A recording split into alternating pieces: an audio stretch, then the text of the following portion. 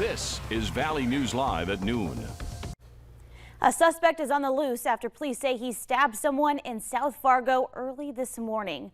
Officers say a 24-year-old man called 911 after he was stabbed in the stomach around 5 this morning. It happened in the area of 25th Street, just south of 13th Avenue.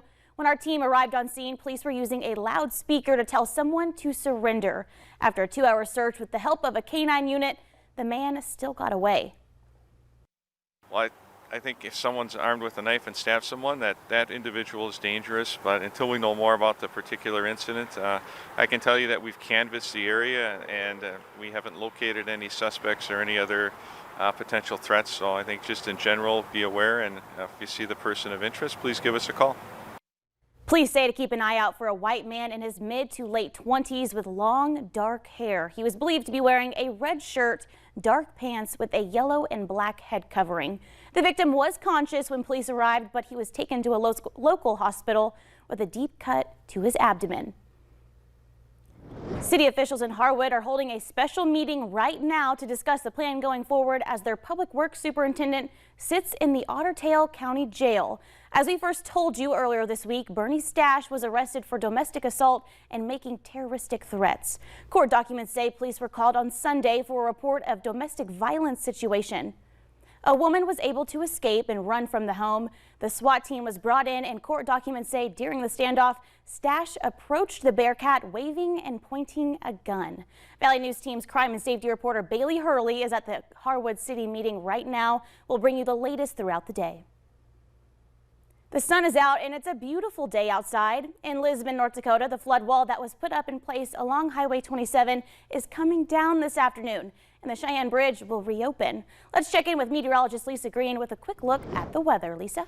Well, good afternoon. We have been enjoying plenty of sunshine out there. This is our view in Grand Forks right now. Lots of blue sky. Now, there are some areas getting some cloud cover. We'll show you that in a second. Here's a look at our temperatures. Fargo's one of them. We've seen the clouds start to move in. We're at 62 degrees. Grand Forks with that full sunshine already at 65.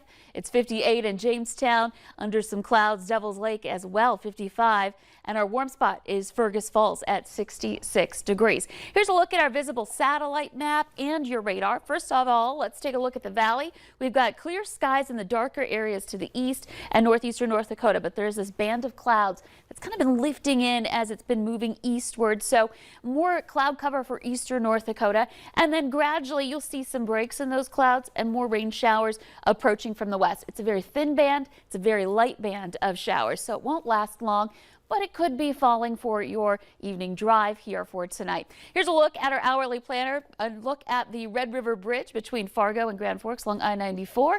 Looking nice and dry, like to see that. Temperatures are going to be into the 60s, and again in places like Fargo, a little more cloud cover now heading into the afternoon, and still on the mild side regardless of whether we have full-on sun or a few more clouds. We have rain on the way. In fact, a first alert weather day coming up for Saturday with strong storms and locally heavy rain possible. All of the details in just a couple of minutes. Thank you, Lisa. Lots to go over. New at noon, the Dilworth Glendon Felton School District will likely soon have a new mascot. The district presented these two options to the students and staff for a vote. The majority of votes went to the option on the right. It would replace the previous rebel mascot that some compared to a Confederate soldier. The district is hoping to implement the new design while they're renovating their current buildings. The school board will take up the issue later this month.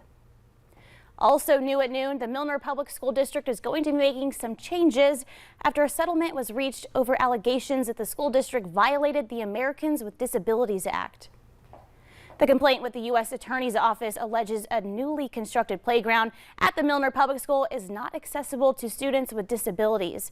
The district is also accused of failing to provide accessible transportation to a student with a disability for a field trip. Under the terms of the agreement, the school district has to make changes to the playground by September 1st. They also need to provide vehicles with lifts or ramps to ensure all students have accommodations. The leaked U.S. Supreme Court draft opinion published by Politico Sunday night has sparked a week of protest over abortion rights. If Roe v. Wade is struck down by the Supreme Court, abortion rights will be up to individual states to decide. It also has spurred legislatures in both our nation's capital and our state capitals to step up work on abortion-related bills. Republicans remain opposed to the Democratic bill, and that includes moderate Senator Susan Collins of Maine, who says she'll vote against it. She and Alaskan Republican Lisa Murkowski have proposed a more narrow bill to codify Roe, but keep protections for providers who oppose abortions on religious grounds.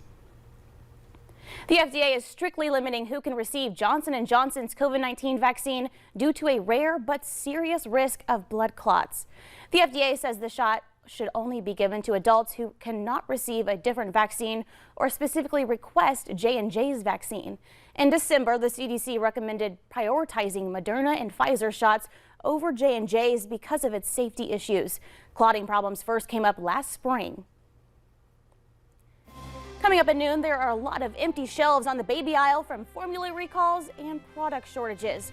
What to do if parents can't find formula for their child? We have some answers.